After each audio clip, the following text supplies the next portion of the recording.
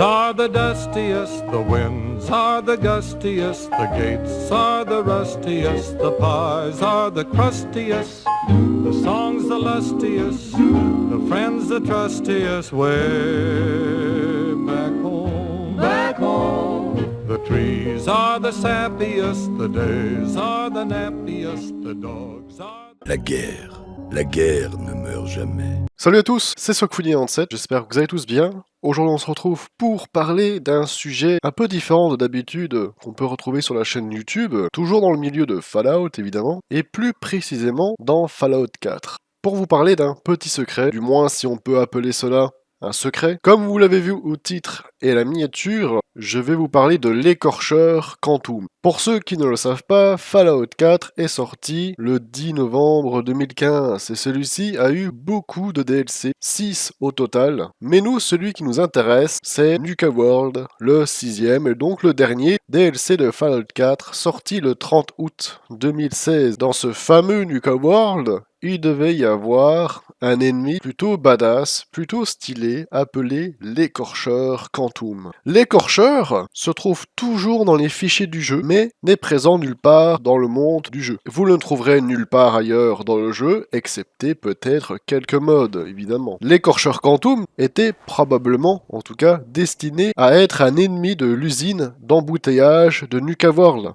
avant d'être remplacé par les fangeux. Ce que je trouve bien dommage, car ça aurait été justement un boss adéquat à la zone, adéquat au DLC, et en plus de ça, souvenez-vous, on peut même récupérer une X01 couleur Nuka Quantum. Il aurait pu être dans l'usine d'embouteillage ou le gardien en quelque sorte de cette fameuse armure. Et donc celui-ci est similaire à l'écorcheur basique luminescent. Lui aussi brille, mais brille d'un bleu turquoise, car celui-ci a absorbé une énorme quantité de Nuka Quantum. Et je vous avoue que cela aurait été, comme je le disais, assez stylé de pouvoir non seulement le voir, mais surtout de l'affronter. Pourquoi pas même une petite cinématique où on le voit déchiqueter quelques pillards, quelques robots, quelques ennemis de la zone également, histoire de l'introduire, ou pourquoi pas aussi même, de par les pillards qui sont présents à Nuka World, en entendre des échos au sujet d'un monstre effroyable, redouté, et celui-ci devait donner le butin suivant. Une main d'écorcheur, de la viande d'écorcheur, et forcément, comme vous l'aurez deviné, il aurait été un ennemi légendaire, et donc forcément il aurait eu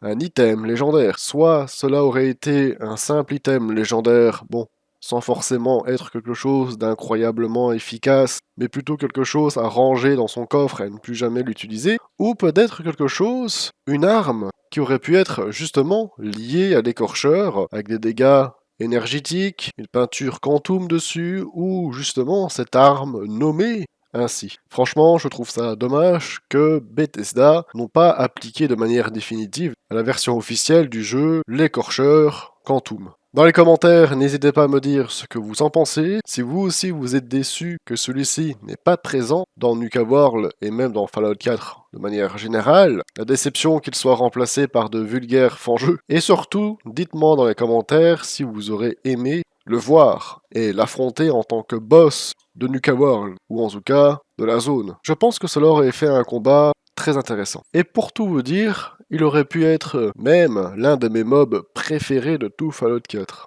L'écorcheur, le mob emblématique de la licence Fallout, combiné à la plus célèbre marque de la licence, Nuka-Cola. Le duo, la combinaison aurait été incroyable. Je suis curieux de lire vos commentaires, alors n'hésitez pas, les commentaires c'est fait pour ça. C'est donc la fin de cette vidéo, j'espère que celle-ci vous aura plu, même si celle-ci est plutôt courte. Likez, commentez donc pour que je puisse avoir vos avis. Dans la description vous retrouverez la brillante 7, vous êtes toutes et tous les bienvenus, bientôt les 2000 membres, et ça fait plaisir. Ma chaîne Twitch, je suis en stream quasiment tous les jours, tous les soirs, sur Fallout et sur d'autres jeux. Abonnez-vous à ma chaîne YouTube si cela n'est toujours pas fait, et dites-moi en commentaire si vous voulez d'autres vidéos de ce format. Et comme d'habitude, il me reste plus qu'à vous dire, bye tout le monde.